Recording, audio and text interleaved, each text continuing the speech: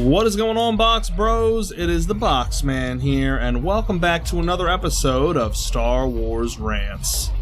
Now, I know I said for the next one I'd probably talk about KOTOR, but I feel like maybe I'm going to save KOTOR for something a little more special. For now, we're going to talk about something that's just as special to me, the Midichlorians. That's right, the old concept of the Midichlorians, which a lot of Star Wars fans don't like. Midichlorians are often unfairly criticized. People love to say that they ruin the mystery of the Force, mostly OT Andes, turning something mystical and spiritual into a scientific biological process. But that perspective really misses the bigger picture of what midichlorians really are. So first off, midichlorians don't diminish the mystery of the Force in the slightest. They enhance it, if anything, by adding another layer of depth. Now, just think about it. In a universe as vast and complex as Star Wars, it makes sense, that there would be a biological component to how beings interact with the Force. And at the end of the day, Star Wars is a sci-fi story. I mean, it's just how it is. The Force itself remains this all-encompassing, mystical energy field that binds the galaxy and all living things together, yada yada yada. You guys watched episode 4, I'm sure. But how do different beings tap into it and harness its power? The concept of the midichlorians provide a bridge, or an interface, between the physical and the metaphysical. They don't explain the Force or its origins, they explain how living beings can connect to it. And that's it. See, all living things generate the Force. That's the nature of the Force's origins.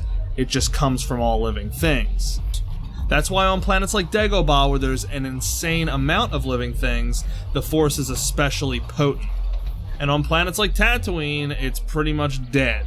Even though, all the greatest Force shit still happens there, like, Luke's story begins there and all that, and that's kind of the point, it's like a yin-yang type thing. We'll get into that another time. What I'm saying, though, is midichlorians do not, I repeat, do not destroy the mystery of the Force. Maybe they destroy the mystery of how people are able to use the Force. Sure, they destroy that, yeah, okay. I'll give you that one. But really having a way to explain why people can use the Force I don't think it's detrimental to the story at all. Midichlorians also add a fascinating aspect to the narrative. They give us a tangible reason why some beings are more attuned to the Force than others. Like the midichlorian counts, for example. I love it. It's like power levels in Dragon Ball Z.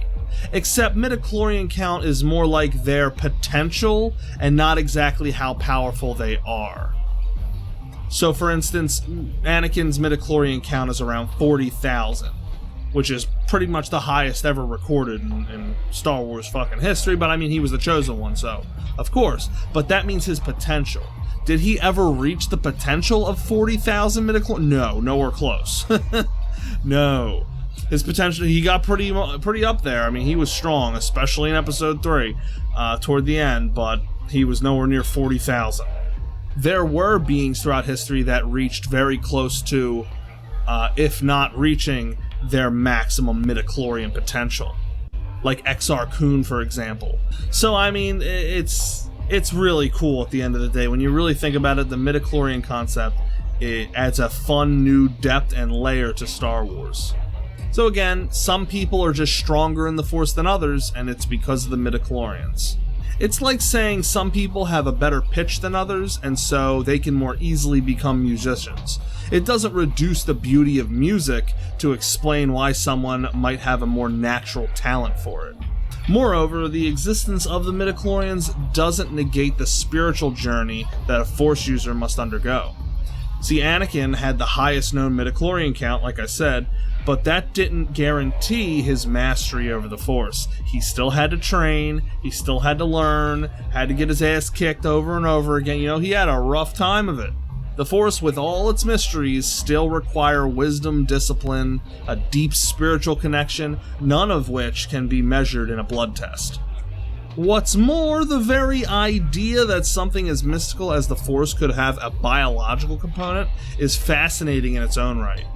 It's like the old philosophical question of whether science can ever fully explain consciousness. Midichlorians hint at the idea that even in a galaxy far, far away, where technology is advanced and the galaxy is all mapped out and everything, there's still mysteries beyond understanding. And that is so cool to me. They don't destroy the mystique of the Force, they highlight the tension between knowledge and mystery, between science and spirituality, which is the core theme in Star Wars.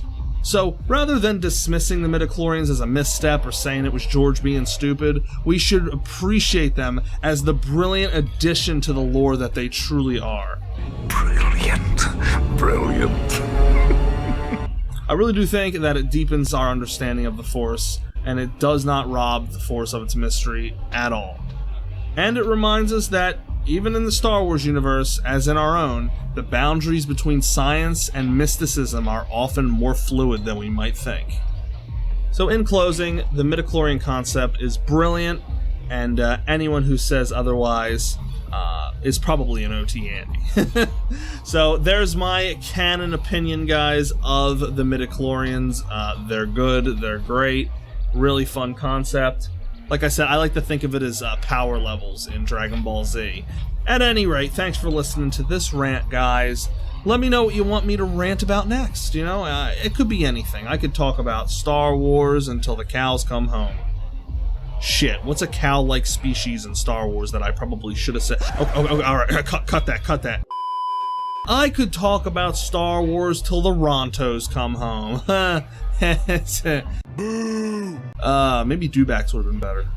Or Banthas. Shit. Catch you next time, Box Bros!